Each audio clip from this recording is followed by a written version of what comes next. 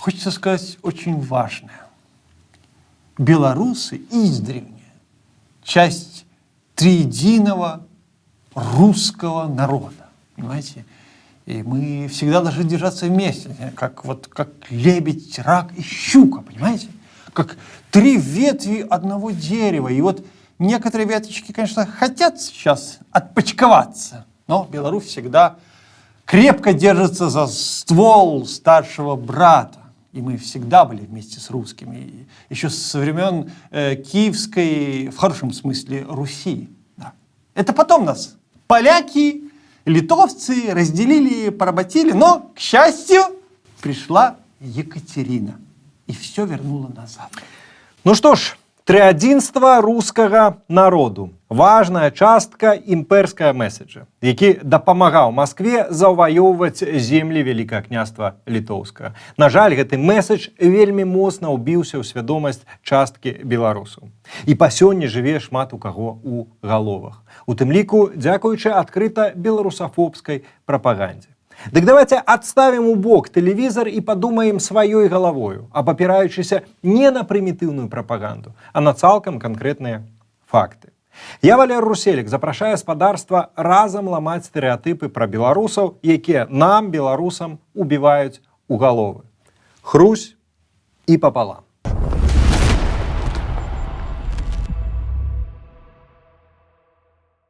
Канцэпцыю трыадзінага рускага народа мэтанакіравана пачалі фармаваць у Маскве дзесьці ў другой палове 17 стагоддзя. У 1655 годзе маскоўскі цар Алексей Михайлович пайшоў вайною на Вялікае княства Літоўскае для падтрымкі казацкага паўстання Хмяльніцкага і нібыта для абароны рускага насельніцтва ВКЛ. А каб выглядаць у гэтай справе больш салідна, то назваў сябе самадзержцам всея вялікае, малай і белай Расіі. У хуткім часе гэтая саманазва прыдалася. Па выніку той вялікай вайны, якую з-за яе катастрафічных для нас наступстваў у нашай гісторыі называюць крывавым патопам, Масковія атрымала пад свой кантроль левабярэжную Украіну разам з Кіевам. А Кіеў па тых часах быў ого-го, магутны культурны і інтэлектуальны цэнтр, прычым праваслаўны. Сёння гісторыкі лічаць, што менавіта кіеўскі інтэлектуальны рэсурс і паўплываў на тое, што Масковія пачала пераўтварацца ў расійскую імперыю. І вось у расійскай імперыі 18 стагоддзя ідэі триадзінага рускага народа развіліся асабліва моцна. Менавіта імі скарысталася Кацярына II, калі па выніку першага падзелу Рэчы Паспалітай далучала да Расіі землі ўсходняй Беларусі. Гаварыла ўсім, што забірае сваё. Трэба ўспомніць і гісторыю, і беларускі народны фальклор. Пачнем з гісторыі. За 1,5 стагоддзя да Кацярыны рускі цар Алексей Михайлович паабяцаў вызваліць беларусаў ад прыгнёту палякаў і каталікоў. Адбылася вайна, якая была самай страшнай у гісторыі Беларусі, калі было знішчана больш за палову насельніцтва, а на ўсходзе страты насельніцтва склалі каля 80-90%. І вось у беларускім фальклоре у 19 стагоддзі захаваліся прыказкі: «Стуль москалі, а стуль шведы, нема дзе дзецца з вялікай беды. Ці такая: тату, тату, чорт лезе ў хату, дарма, абы не москаль». Вось так беларусы ставіліся да сваіх суседзяў з усходу. Ну і сама Кацярына, калі ў 18 стагоддзі наведала Беларусь, так адгукнулася такім чынам: трэба іх, то бок беларусаў, як мага хутчэй абрусіць, каб не глядзелі, як воўкі ў лесе. Вось так беларусы хотели жить у Российской империи. Как это не свое? Ну как это не свое? Ну включайте элементарную логику и адекватность. Ведь была Российская империя, были белорусы. Ведь даже слышно, что мы издревле, так сказать, корнями глубоко сплетены. Ведь и Древняя Русь была, и Киев, пока он еще нормальным городом был столицей этой Древней Руси. А? Что вы попрете против Древней Руси? Не было ее, по-вашему? Была. И древний русский народ был. Старажытная Русь была. Гэта факт. А вось ці быў там нейкі старадаўня рускі альбо старажытна рускі народ, гэта, прынамсі, пытанничка. Триадиный народ – это такая абракадабра имперской пропаганды. Народ ён або адзін, або народаў тры. Інакш быць не можа.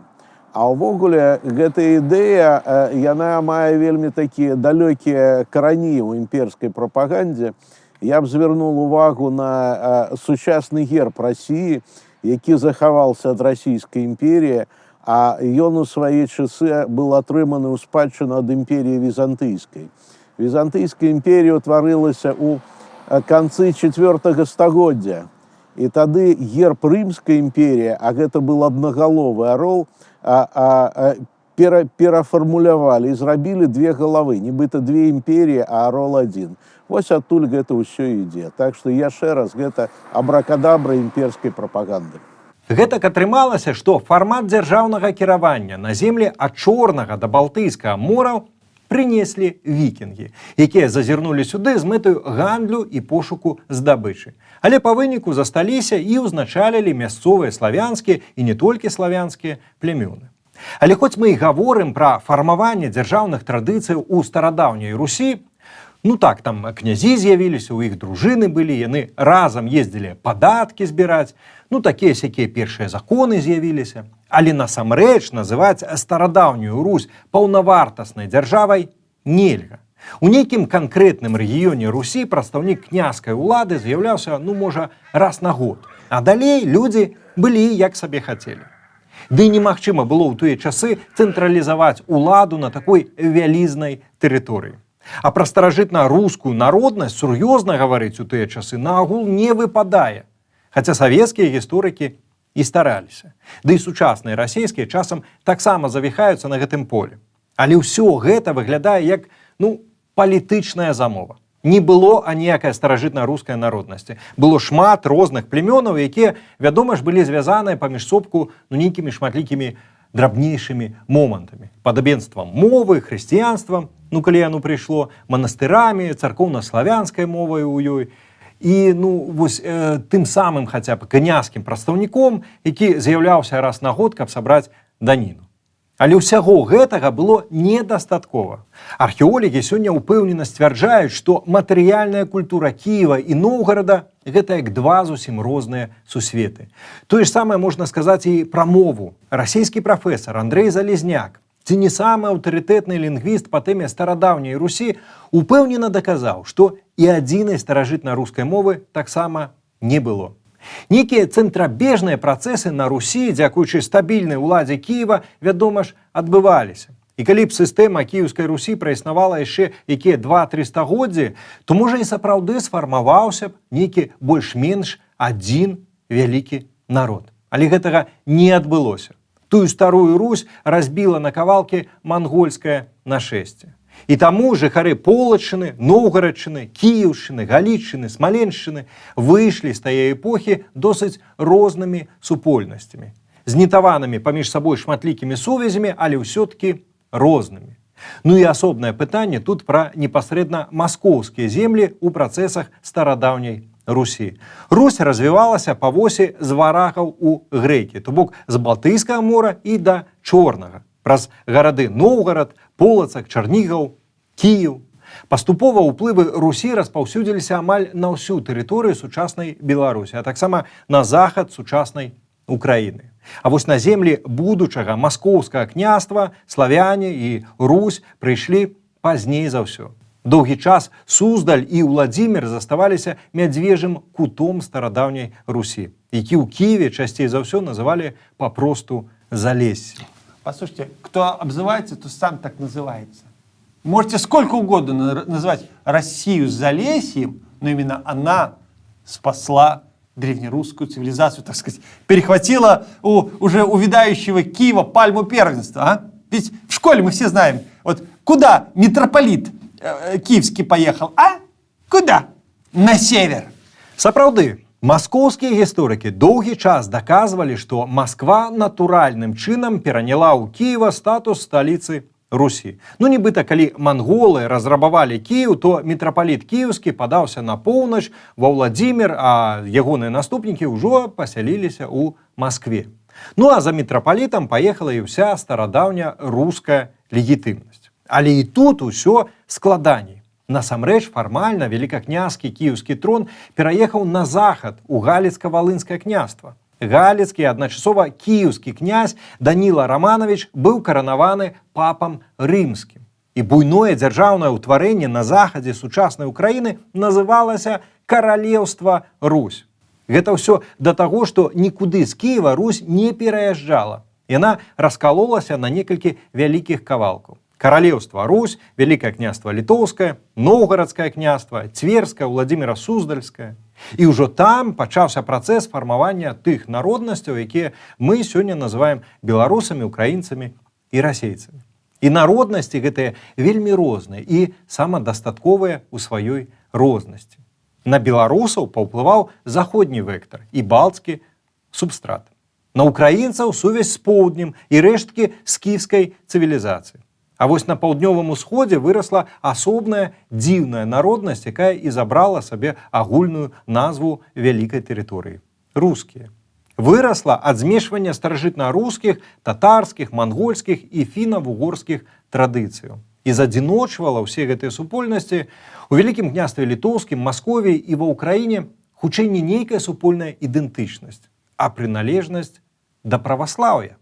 Вось праваслаўе сапраўды было моцным фактарам. На яго аснове маскоўскія ідэолагі і будавалі сваю канструкцыю пад назвай «Триадзіны рускі народ». Ой, ну хорошо, русские, не русские, что вы к словам придираете? Ведь есть же нормальное понятие – братские народы. А? И вот наши братские, сестринские народы издревле живут вместе.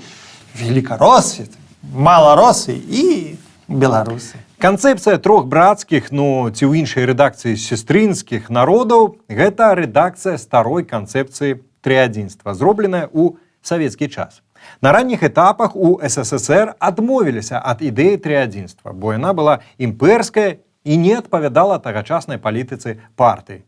Бальшавікі імкнуліся прыцягнуць да сябе як мага больш людзей, а таму спрабавалі падпарадкаваць сабе нацыянальныя рухі, якія актыўна развіваліся на землях былой расійскай імперыі. Таму беларусы, украінцы і расейцы былі прызнаныя асобнымі народамі, таксама як і іншыя народы СССР. Тут гаворка ідзе пра фарміраванне беларусаў як асобнай нацыі. Гэта не залежыць ад імперіі. Фарміраванне нацыі адбываецца ў пэўны гістарычны час. Гэта час мадэрну, калі фарміруецца індустрыяльная эканоміка. І ў якой бы імперіі не апынуліся беларусы, у рускай, ці ў нямецкай, ці нават у тарэцкай, яны б усё роўна сфарміраваліся бы як асобная нацыя. Але ў 1930-х гадах Сталін пачаў паварочваць назад, да імперскіх традыцыяў. Што праўда, цалкам вяртаць канцэпт трыадзінага народа, асабліва на тле таго, што ў СССР было цэлых 15 рэспублік, а не 3, было цалкам непрыстойным. Таму і прыдумалі гэткую фармулёўку «братскія народы». І можна было расцягнуць на ўсе 15 народаў, можна было закінуць за мяжу, каб суцішыць і падпарадкаваць сабе які-небудзь непаслухмяны народ у сацлягеры. А можна было скукожыць да 3 славянскіх рэспублік, якія заўсёды ва ўсіх спісах ішлі першыя. Но именно эти славянские республики всегда шли впереди. Вот когда после войны на свою голову создали ООН, Россия кого первым позвала, а? Конечно, Беларусь и Украину, вот и всегда пеклась о своих братьях, заботилась и строила постоянные фабрики, там, заводы, не жалела. Щедрая душа, вот щедрая душа России, они сейчас и поют так, щедрая душа. Все отдала. И культуру, у нас же все общее. Культура, кино, все эти Шурик, давайте вместе, вот это, Шумел-Камыш, не знаю, Зыкина, Куклачев, не знаю, братья Радченко, все это наше. Ну і тут мы выходзім на маральны ўзровень праблемы. Падабенствы ў розных народаў могуць быць, самыя блізкія. Але ж не толькі ў іх справа, праўда ж? Важна яшчэ і адчуванне гэтай блізасці, каб гаварыць пра братэрства. А ў нас тут нешта таксама не дужа складваецца. Сталінскія рэпрэсіі, недапушчальна вялікія ахвяры ў часе Другой сусветнай вайны, Чарнобыль, Афганістан. Усюды маскоўская ўлада выкарыстоўвала беларусаў выключна як мяса дзеля сваіх плянаў. Культуру ж ператварыла ў лубок і дэкарацыю для свайго аўтарытарызму. І каб яно сабе заставалася ў мінулым, але ж яно працягваецца і сёння. У вачах вялікай часткі маскоўскіх элітаў беларусаў папросту не павінна існаваць. Гэта нейкае гістарычнае непаразуменне, прыдумка Леніна. І вось тут лягічнае пытанне. Калі ў вачах расейцаў, нас, беларусаў, не існуе, то як мы можам быць братамі? Ну нешта ж не складваецца. Ці зноўку нейкі падман? Эх, Господи, совсем мне голову задурили своими бабасинками. Вот всегда вы так сидите на Западе и гавкаете на нас, настоящих патриотов, а в глаза посмотрели бы вы мне, побоялись. Всегда вот вы, белорусы, такие, вот даже песня есть такая, трус, белорус на коне катался, руки-ноги поломал, без башки остался. Так что все вот вы, так называемые белорусы такие, трусы. Ну што ж, вось пайшлі не толькі стэрэатыпы, але і абразы. Ну давайте наступным разам разбярем і гэты стэрэатып. Ці сапраўды беларусы ціхія, рахманы і пагатоў баязліўцы. Зламаем і гэты стэрэатып. А пакуль што не забудзьцеся пра падабайку, каментар і падзяліцца відэа з сябрамі. Ну і падпіска на канал.